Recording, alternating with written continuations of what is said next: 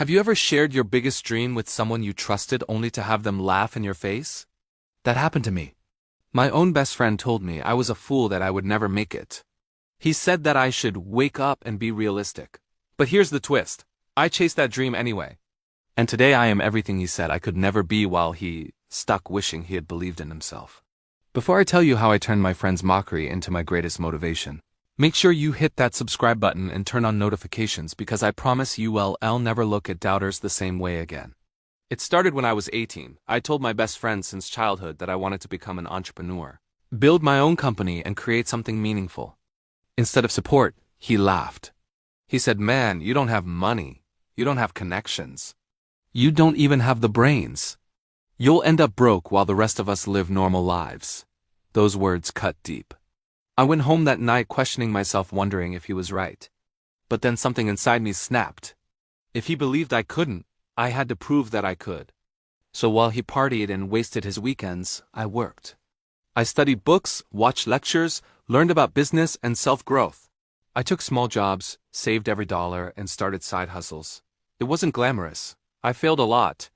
I ate cheap meals, lived in a tiny room, and sometimes wondered if the struggle was even worth it. But every time I thought about giving up, I remembered his laugh, the way he looked at me like I was a joke, and that became my fuel. Fast forward a few years.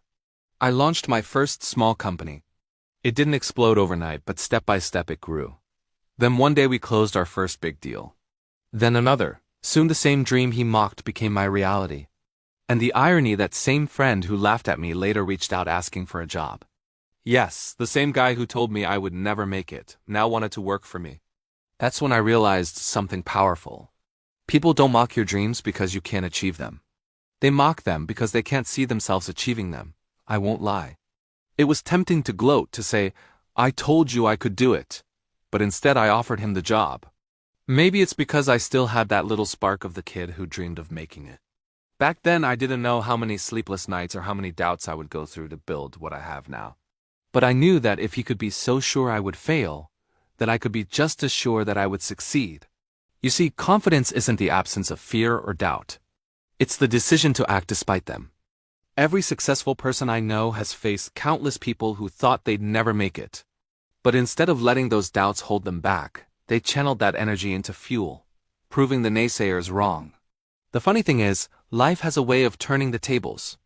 The people who laugh the loudest are often the ones who are the most afraid.